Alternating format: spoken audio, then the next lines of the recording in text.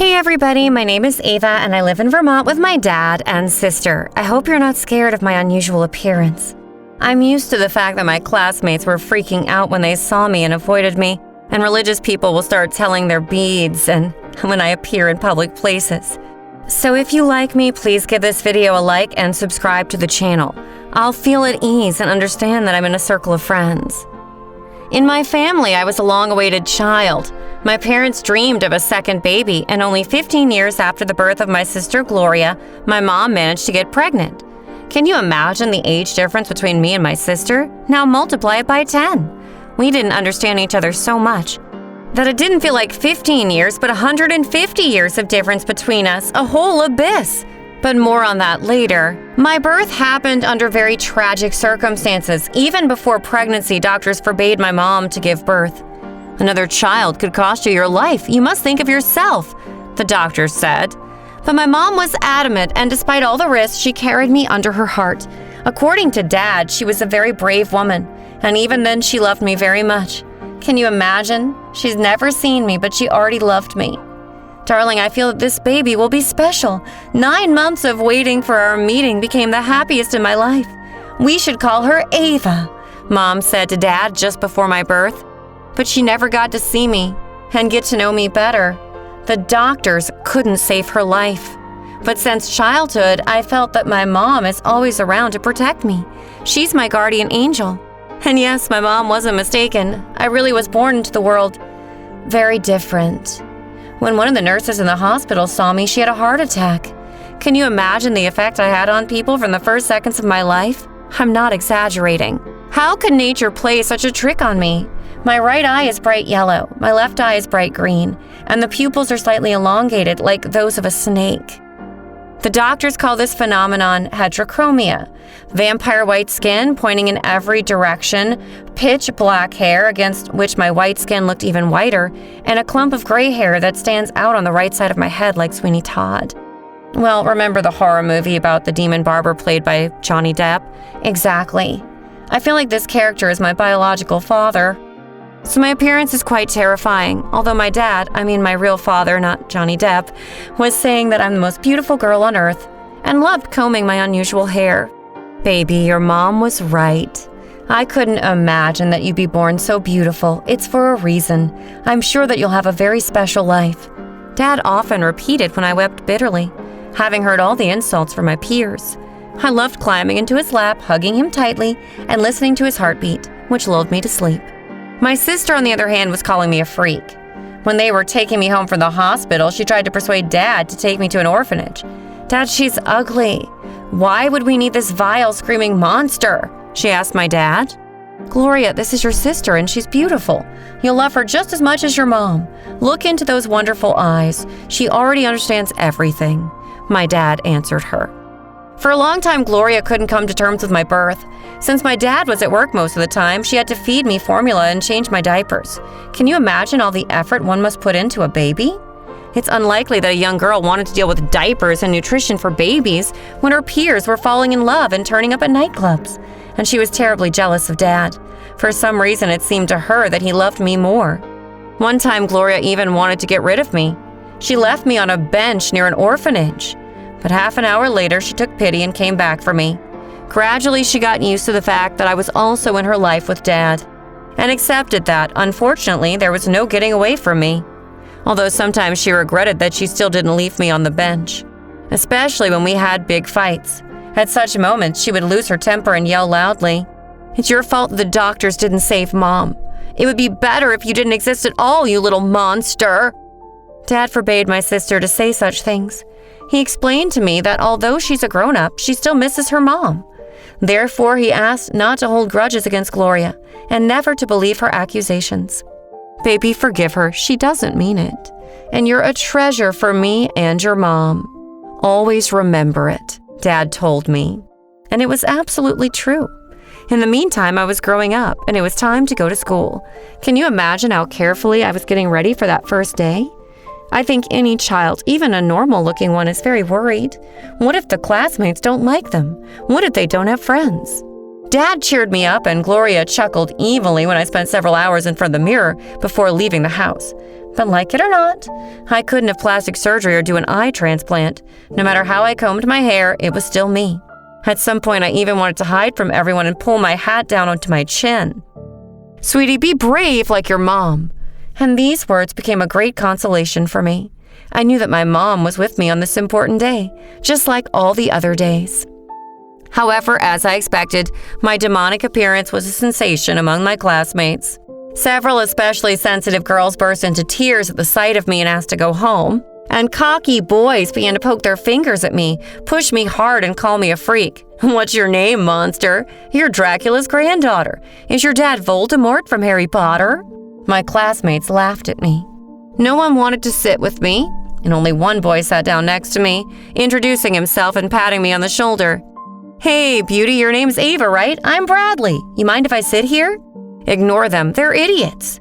Added my new friend and looked reassuringly into my sad eyes, and his kind words became a ray of light in that nightmare that went on until the evening. The class turned into such a madhouse that the teacher couldn't silence the screaming and sobbing children, who seemed to have gone crazy. They even had to call several parents to calm their kids down. The parents of some classmates demanded my expulsion from school. "Your child's so unusual appearance distracts our kids from studying. We don't want them in the same class with your girl. She just scares them.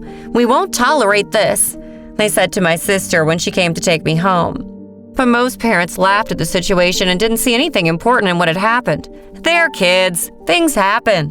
And the school psychologist said that everything was fine and my new classmates just needed to be prepared to meet me. And the situation can still be fixed, and over time everything will work out. But when we arrived home, my sister painted the incident in such dark colors that Dad clutched his head. "Dad, our Ava scared her classmates to death. And those who weren't afraid called her such words that I don't even want to repeat it. Most parents are against my sister studying with their children. Moreover, she won't have a normal life at school," Gloria said. It was not true. Why did my sister tell everything wrong? It's a big fat lie. After all, I even had an acquaintance named Bradley who could eventually become my friend. And Dad was very scared for me at the moment. He was hurt by the fact that someone dared to offend his girl, and he couldn't protect her. My father hugged me tightly and stroked my head. How could I let that happen? I couldn't save my baby. Dad whispered and looked at me with his eyes full of tears. At that moment, my dad made a decision that left its mark on my whole future. For the next day, I was transferred to homeschooling, and it was non-negotiable. Dad said so, period. And it went on in an endless caravan of days. My father paid good money for my education, invited the best teachers to our house, and studied from morning till evening. Absolute boredom. Yuck. Such a life would be gray and hopeless if it wasn't for Bradley. He recorded a 10-minute-long message for me when he found out that I wouldn't be coming back to school. I still have this message where my friend says some very wise and very adult things, and I often listen to it on repeat. But shh, it's a secret. "Ava, don't listen to anyone. You're the most beautiful and unusual girl, and those who tease you are insecure and unhappy people." I was very upset when the next day I didn't see you at our desk. After this, Bradley offered me his friendship and described all the fun we could have hanging out together. And this voice message became the starting point of my new life, a life where someone other than Dad and Mom accepted me for who I was. Bradley and I were constantly on video calls, went on a lot of walks, and hung out at his house playing video games for hours. His mom was always at work. She was a social activist and, according to my friend, always defended someone's rights. She treated me very warmly and fed me tons of goodies. But I was in no hurry to introduce my relatives to Bradley, because I was afraid that my sister would ruin everything. She was so unhappy with the fact that I'm always at my friend's house. Over time, I began to notice that Gloria was trying to improve our relationship, as if she felt guilty about our past. But I stopped trusting her a long time ago, and I ignored these unconvincing attempts. The years flew by quickly thanks to Dad's responsiveness and Bradley's support. With time passing, I stopped being ashamed of how I look, and at 15 I felt like a very beautiful girl. I walked the streets with my head held high and didn't try to hide my face in a hood like I did in childhood. Handsome guys started staring at me, and sometimes they would gather their confidence and come up to ask my number. At such moments, Bradley's face would change. Guys, he was jealous. I understood what was happening to him and felt triumphant because of it. But for some reason, he made no move for us to become a couple. Although what was happening between us, even then, could barely be called friendship. To be honest, Bradley's indecisiveness upset me. And during this period of my blooming, something happened that divided my life into before and after. Bradley's mom offered me to become the face of a social project against school bullying. Wow, the memories of the happiness I experienced from that offer gave me goosebumps. Of course, I agreed. I was acting in social videos and traveling to schools in the United States as a representative, and posters with my face were all over the country. And everywhere I was greeted with delight and adoration. Bradley's mom couldn't predict such a wide success. She said that I have a gift from God. And I just honestly shared the feelings that I once experienced and told stories about my childhood, about how painful it is for people who look different to be rejected, even in their own families, not only at schools and colleges. And one time I was invited to speak at the opening of a UN summit. I was the youngest social activist who received such an honor and became a speaker at the largest international platform. I ended my 10-minute speech with the phrase, "I dedicate this speech to my mom, my guardian angel." The audience was crying. And after that last phrase, people gave me a long-standing ovation. When I got home from that monumental performance, my dad gave me a big hug, and Gloria burst into tears. They heard me speak on TV. "Ava, forgive me. I've been wanting to talk to you for a long time, and I can no longer keep my feelings inside. I'm very ashamed of the way I behaved in your childhood.